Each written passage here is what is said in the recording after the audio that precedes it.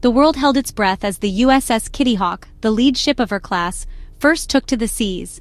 It was a sight to behold, a steel behemoth longer than 3 football fields, slicing through the waves with an air of quiet power. This was the dawn of a new era in naval warfare, an era dominated by the awe-inspiring presence of supercarriers. The Kitty Hawk-class supercarriers were not mere warships, they were floating cities, symbols of American might and resolve. These behemoths projected power across the globe, their decks teeming with the most advanced aircraft ever designed. They stood as unwavering sentinels of freedom, ready to meet any threat to global peace and security. Their towering masts, visible from miles away, served as a constant reminder of American naval dominance. They were a potent mix of military might and technological prowess, embodying the spirit of American innovation and determination. These were the titans of the high seas, the Kitty Hawk-class supercarriers. The Kitty Hawk-class carriers were born from the need to counter the growing Soviet naval threat during the Cold War. The United States needed a new breed of carrier, larger and more capable than any before it. These ships would be the tip of the spear, designed to operate for extended periods on the high seas, far from friendly ports. Construction of the first Kitty Hawk-class carrier, USS Kitty Hawk, began in 1956 at the New York Shipbuilding Corporation. 3 more followed: USS Constellation, USS America, and USS John F. Kennedy. Each ship was a testament to American industrial might, requiring thousands of workers and millions of man-hours to build. The Kitty Hawks were designed around a massive flight deck, nearly 1,100 feet long and 252 feet wide. This expansive deck, covered in a special non-skid coating, allowed for the simultaneous launch and recovery of multiple aircraft. Below decks, a labyrinthine network of compartments housed everything from aircraft maintenance facilities to sleeping quarters for the crew of over 5,000. The Kitty Hawk-class carriers were designed to be self-sufficient fortresses at sea, capable of projecting overwhelming force anywhere in the world. Their size allowed them to carry an air wing of up to 90 aircraft, including fighters, bombers, electronic warfare planes, and helicopters. These aircraft, launched from the ship's 4 catapults, could strike targets hundreds of miles inland. The carriers were also equipped with a sophisticated array of radars and sensors, allowing them to detect and track enemy aircraft and ships at long range. The heart of the Kitty Hawk class was its 8 oil-fired boilers, which generated enough steam to power 4 massive propellers.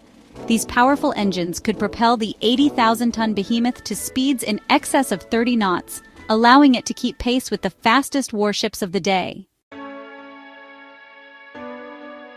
The Kitty Hawk-class carriers were not built for show, they were built for war. Their first major test came in the skies over Vietnam, where they played a pivotal role in the conflict. Launching from their decks, American aircraft flew thousands of sorties against enemy targets in North and South Vietnam. The USS Kitty Hawk, in particular, earned a reputation for her resilience and firepower. She spent a grueling 10 months on the line off the coast of Vietnam, her aircraft flying almost daily strikes against enemy positions. The ship and her crew endured enemy fire, typhoons, and the constant strain of combat operations. The Vietnam War proved the effectiveness of the Kitty Hawk-class carriers, demonstrating their ability to project power far from American shores. The lessons learned in the skies over Vietnam would shape American naval doctrine for decades to come. Section 5. Guardians of the Globe, from the Cold War to the Gulf. With the end of the Vietnam War, the Kitty Hawk-class carriers continued to play a vital role in American foreign policy. They were deployed to hotspots around the globe, serving as, well, a visible deterrent to potential adversaries. During the Cold War, they played a crucial role in containing Soviet naval power, their presence a constant reminder of American strength. The Kitty Hawks also participated in numerous training exercises with allied navies, strengthening partnerships and promoting stability across the globe.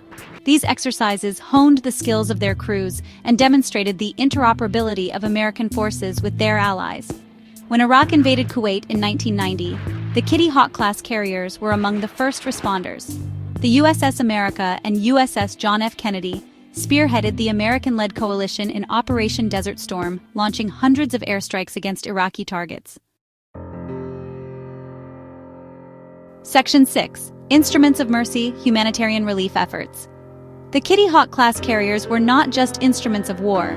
they were also instruments of mercy. Throughout their long careers, these ships and their crews participated in numerous humanitarian relief efforts around the world.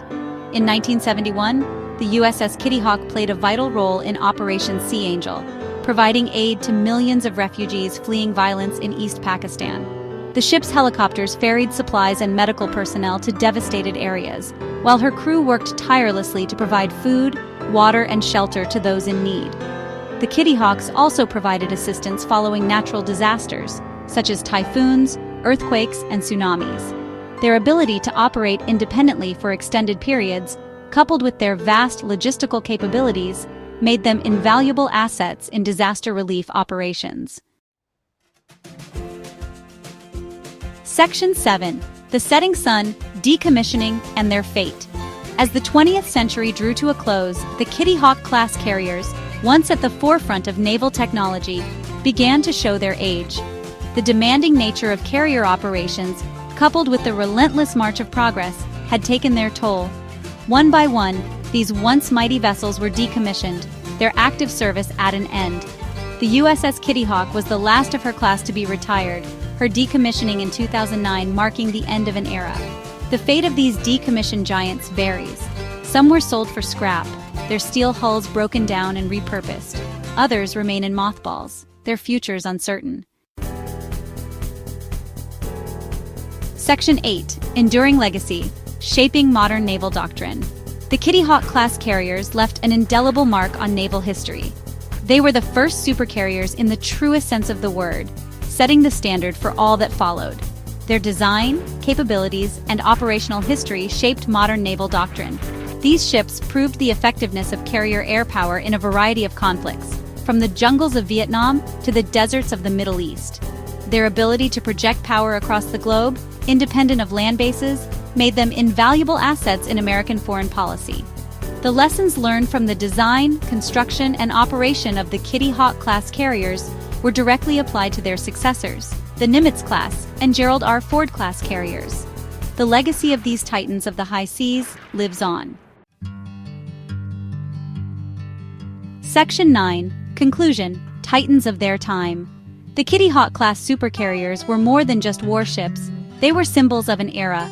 They represented American industrial might, technological innovation, and unwavering commitment to global security.